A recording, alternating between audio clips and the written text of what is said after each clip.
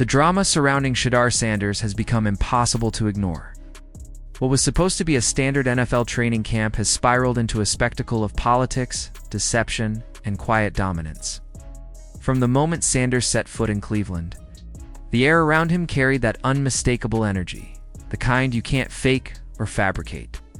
He wasn't just another rookie quarterback trying to survive his first professional snaps.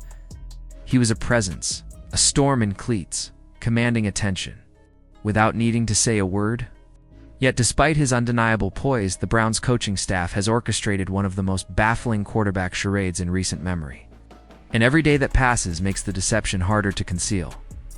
Kevin Stefanski stood in front of cameras, microphones flashing, and made a promise. He told the fans and the media that the quarterback competition in Cleveland would be fair, open, and transparent. Every signal caller, from the veterans to the rookies, would get their shot. On paper, it sounded like the type of professional meritocracy NFL fans have been craving. But reality told a different story. Joe Flacco, the steady veteran, got his share of first-team reps. Kenny Pickett, a former starter with something to prove, got his chance. Third-round pick Dillon Gabriel, a Stefanski favorite, received first-team protection and top targets almost immediately. And Sanders. He was quietly exiled to reps against third and fourth-string defenders, as if the team was terrified of letting him step into the spotlight. The dishonesty is staggering because Sanders hasn't just performed well under these limited opportunities. He's been electric. His OTA numbers were jaw-dropping.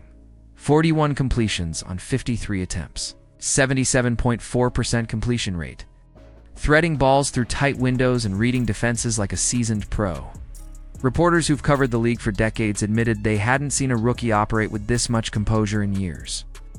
He didn't look like a developmental project. He looked like the future. That's precisely what makes his exclusion from first-team reps so glaring, because the only way to explain it is politics.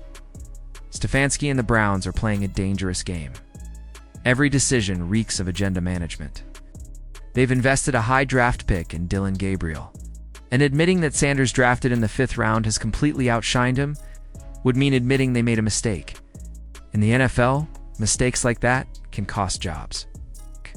So, instead of embracing merit, the Browns are trying to protect their narrative. When Gabriel struggles, the media is fed a script about development and patience.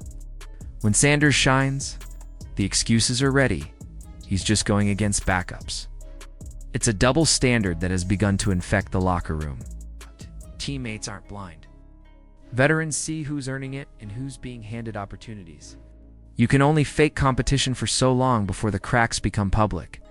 And those cracks widened the second fans were allowed to watch training camp. Day one wasn't subtle. Sanders walked onto the field with that signature composure polished, stylish, unshaken, and the energy shifted instantly. Even in warm-ups, the ball snapped out of his hand with velocity and precision. By the time 11-11 drills began, it was clear who the most prepared quarterback on the field was. Sanders went 15 for 15 with 6 touchdowns, a clinic in timing and decision-making. He commanded the huddle like a veteran, delivered strikes in rhythm, had the crowd roaring with each completion. Meanwhile, Dillon Gabriel faltered. His passes sailed, his timing wavered, and his confidence visibly shrank under the weight of expectation. What was supposed to be a close battle quickly began to feel like a blowout. Fans weren't chanting Flacco. They weren't buzzing for Gabriel. The name echoing through the bleachers was Sanders. And as the reps continued, the disparity grew more impossible to deny. On the field, the competition was already over. Off the field, the charade dragged on, but this isn't just about football mechanics or stat sheets. There's a deeper undercurrent here, one that has trailed black quarterbacks in the NFL for decades. Sanders carries himself with the same polished confidence that made his father, Deion "Primetime" Sanders, an icon. He walks into press rooms with his head high, stylish watch gleaming, and delivers calm, measured answers. And yet, the narrative twists begin almost immediately. The confidence that would be praised as fiery leadership in a white quarterback is instead painted as arrogance. His refusal to play along with media games is reframed as attitude. Ryan Clark. said it plainly. The coded language is alive and well. The league has a history of branding confident black quarterbacks as problems before they've even taken a meaningful snap. We saw it with Cam Newton. We saw it with Lamar Jackson. We saw it with Jameis Winston. Sanders didn't need to protest or kneel to spark unease among NFL traditionalists. His mere independence, his refusal to dim his light, was enough. Whispers of Kaepernick energy floated around draft night, not because Sanders was political, but because he represented control over his own image. For a league that thrives on conformity, that was a threat, and the draft told the story. Shadur Sanders, one of college football's most productive and marketable quarterbacks, fell to the 5th round, projected late 2nd rounder at worst. Dropped like a stone while teams desperate for depth passed him over. The Cowboys didn't bite. The Steelers waited until the 6th round for a different quarterback. Days later, a $100 million lawsuit alleging racial discrimination and a coordinated effort to sink Sanders' draft stock surfaced, and the mainstream media barely whispered. Silence was deafening. Yet while the league tried to quiet his rise, the people spoke louder than any front office could. Sanders' jersey sales exploded before he'd taken a single professional snap. Within hours of release, his Browns jersey hit #1, outselling entire rookie classes from previous seasons. By day 3, it had eclipsed the top rookie jerseys of the past 3 years combined. That's not a marketing gimmick, that's a movement. That's the resonance of a young man whose story, swagger, and authenticity connected with fans in a way that transcends geography. He wasn't just representing Cleveland. He was representing a generation that refuses to let gatekeepers dictate who deserves to shine. From Jackson State to Colorado to Cleveland, Sanders has built his following brick by brick. He didn't simply ride his father's wave, he refined the primetime blueprint for a new era. Sharper presentation, digital fluency, and unshakable self-belief combined to make him a global figure in a sport that still thinks of fandom in local terms. And that's why the old guard can't control this narrative.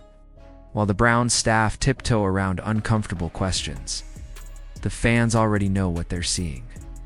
A young quarterback who's ready now. Every pinpoint throw, every surgical rep, every calm press conference answer is a crack in the wall the organization is trying to build around him. The Browns can stall. They can feed the media excuses, can bury him on the depth chart for a while longer. But greatness has a way of breaking through, and the clock is ticking. Sanders' dominance is no longer a secret whispered through beat reporters or confined to OTA footage. Fans have seen it. The tape exists. The chants are real. And the deeper the Browns dig into this political hole, the louder the eventual eruption will be when they're forced to admit the truth. Shadur Sanders isn't just ready, he's inevitable. And that's the real story of camp in Cleveland. Battle that was never really a battle. A rookie who's already outgrown the excuses. It's in a fan base that can see through the spin. Sanders isn't waiting for permission to lead. He's already doing it, rep by rep, throw by throw. Until even the most stubborn gatekeepers have no choice but to hand him the keys. If you've been following this saga and believe Shadur Sanders deserves his shot, drop your thoughts in the comments. Do you think the Browns will finally give him first-team reps, or will politics keep holding him back? Let us know what you think. And don't forget to like, subscribe, and stay tuned, because this story is just getting started.